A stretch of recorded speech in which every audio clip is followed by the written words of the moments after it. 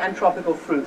They are rich in the potential for tourism. They are rich in high-quality, low-wage workforce, particularly in the garment industry. And over the last year or so, they've had this special U.S. legislation which allows quota-free, duty-free imports from Haiti into the United States. This is huge, and it had begun to turn around before the earthquake struck. This is a beautiful place, just driving around. And obviously, the other part of this island is Dominican Republic, which is a place that focuses on tourism quite a bit.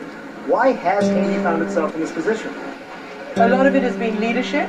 It's true that in the Dominican Republic they had military leadership for a long time, but they spent 30 years after that standing up governance, standing up the economy, standing up infrastructure. And so today they have a really thriving economy, plus a thriving tourist industry compared to this one, which is minuscule compared to it. Here, the poverty has forced people to denude their land. They have simply cut down the forest. Why? Because they cook with charcoal. Why is that? Because they haven't been taught how to cook with something else. I was told by a care official here that they had a pilot program of how to cook with kerosene. In the Dominican Republic, the people cook with kerosene and not charcoal. They don't cut down their forests just for basic cooking.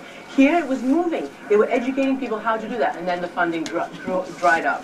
So these are the things that people have to look at. How to fund a re-education process as well as a massive reconstruction process.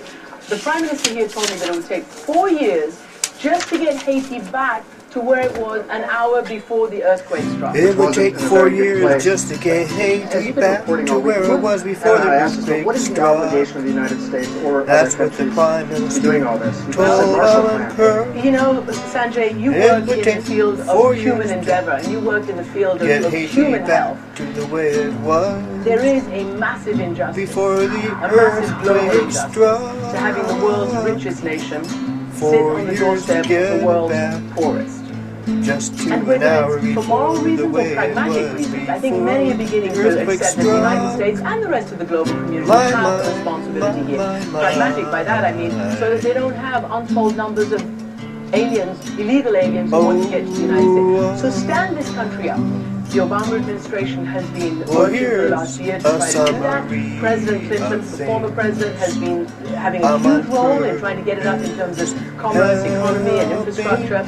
There is potential here. If you look at the United Nations statistics, you can see all the indicators showing progress over the last several years just before this earthquake struck. So there was hope on the horizon. And one more time it's being dashed by natural disasters. Hurricanes last year, earthquake this year, a threat of hurricanes again this year. In India, I'm Indian, people talk a lot about brain drain. People leaving the country and going to other countries like the United States or Britain. If you have a lot of international aid, and you don't allow Haiti to sort of develop on its own, could that be a problem? Could international aid? It's a big problem. The whole poverty trap is about drowning in international aid without long-term development. Look, nation building is not sexy. It's not like rubble rescues. It's not like airlifts. The press isn't there for nation building. But if you go back to post-World War II and you pull out the speech that George Marshall made that led to the rebuilding of Germany, to the rebuilding of Europe, he created the United States a stable, strong, peaceful Europe that exists to this day as an engine and as something that is not a threat to the rest of the world as it was before the war.